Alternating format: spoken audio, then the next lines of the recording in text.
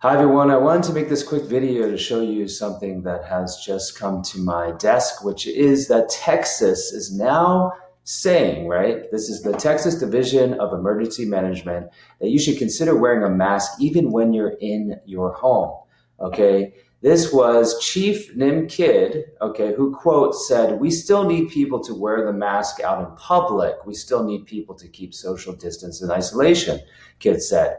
Ryan, the one thing I want to try to get across today is we need to do that when we're in our homes also. Now, this is something that doesn't really surprise me because several months ago, Dr. Mike Ryan, okay, director of emergencies programming at the WHO, stated that they would go into people's homes and isolate family members who may have a temperature or potentially have COVID, as they describe it. So this agenda has been basically filtering down here over the past few months behind the scenes. And now you have this individual who clearly has talking points. He's trying to make it clear that they are going to encourage people to bring this psychological operation into their own home. Can you imagine frying eggs in the morning with your children with your mask on? You know, maybe you're a mother and that child actually came through your body. Do you think that you're going to infect your own child with this virus? And again, for those who haven't been following our work, go to Questioning COVID and really look at the different sections, okay? Here's a new mask section, which I'm sure will help people get perspective, but go to Questioning Germ Theory, Contagion, and Virus Testing. You will find that the reification of there being a deadly virus out there, right, that was the reason to close down the entire world, suspend everyone's civil liberties, right? It's not based on science. It's just not based on it. I would start with humanity is not a virus. Take a look also when you get a chance at COVID-19. Is it really about a virus? Because you'll find that there's an entirely different view of what contagion is and infection based on understanding exosomes and the beneficial effects of information transfer between individuals. So there's a whole nother world of perspective out there. Now, we made this campaign for reminding people that, you know, I'm responsible for my health, right? I'm responsible for it. Like, I'm not going to blame you if I'm eating McDonald's all day and chain smoking and drinking myself to death for my health issues, right? Isn't that how it works? Is we're responsible for our health?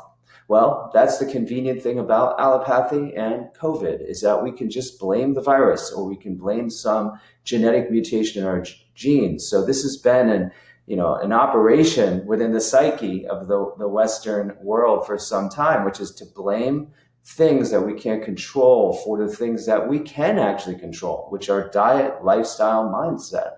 So let's go deeper here and just be reminded that we have basic civil liberties, okay? No one can force us to wear a mask that deprives us of oxygen unless there is a compelling reason. And when you go and look at the actual science, much of which is referenced in this campaign, you will find that the masks simply have not been proven effective. In fact, they have been shown to be harmful.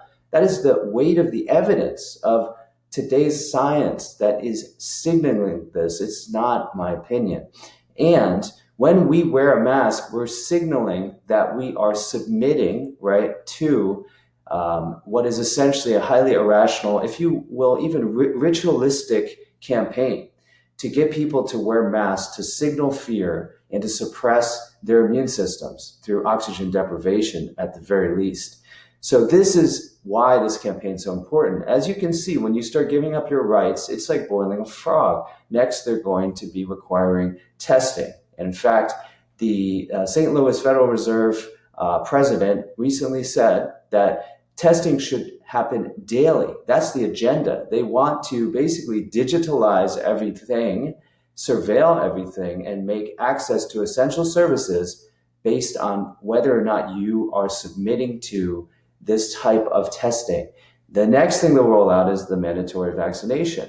They've already done that to grant access to school, as you know, in most states. And they're working very hard to strip that right as well. So that is why this campaign is so important, in our opinion. You can take just a couple steps here, send a very powerful message to your lawmakers and let them know that you do not like where this is going and that you have a right to breathe the air freely. This is your right, it's for your health, and it will protect society because you will maintain your health by doing so. Also, follow us at GreenMedInfo. We're seeing a lot of censorship right now, in fact, on Instagram, which you may be seeing this video on. Okay, they're literally censoring posts by Ron Paul pointing out the reality, which is death rates have been declining.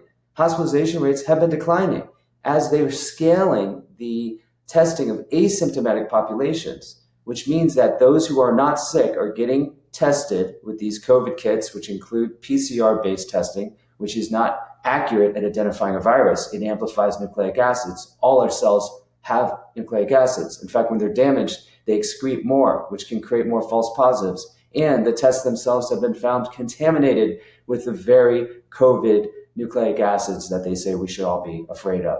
So it is absolutely not true for the media to be inflating these cases that are confirmed as if it's a dire threat to our health and that it should justify new restrictions, lockdowns, etc.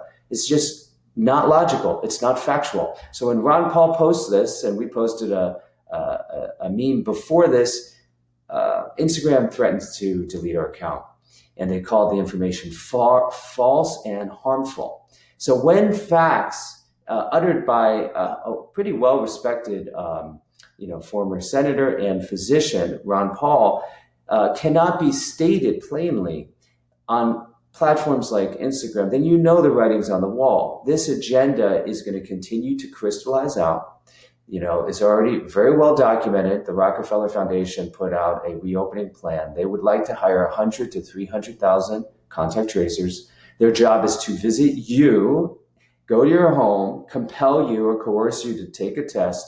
If they find that you're positive or there's evidence that someone in your social group is positive, then they can compel you through things like getting law enforcement involved, subpoenaing you like they're doing in New York, just to get you to give them access to your body. Technically in Florida, they can seize your body fluids under the Emergency Powers Acts that are presently active. So this is basically happening, people. We are seeing our last freedoms be completely removed. And now they're telling us that we should basically have ourselves and our children masked in our own homes in the state of Texas. So, do us a favor. Go ahead, get this campaign out to people that you feel it will resonate with. Spread the word about questioning COVID. And again, follow the Greenman Info newsletter because we don't know how much longer we'll be on this platform. So, but the good news is there's 400,000 people on our newsletter. It's daily, and we have a great, thriving community there, and we'd love for you to be part of it. Okay, go to GreenMedInfo.com/newsletter, and that's how you get on our list. And also, we have a 500-page free health resource, which is really remarkable. It's Nature's Pharmacy, Evidence-Based Alternatives to Drugs. It was written by an RN who fell in love with the GreenMed Info database and ended up creating what is essentially our database, but in an ebook form, which is amazing. So anyway, thanks for following us, and I hope that you are staying as positive and strong in this tremendous rebirth window for civilization.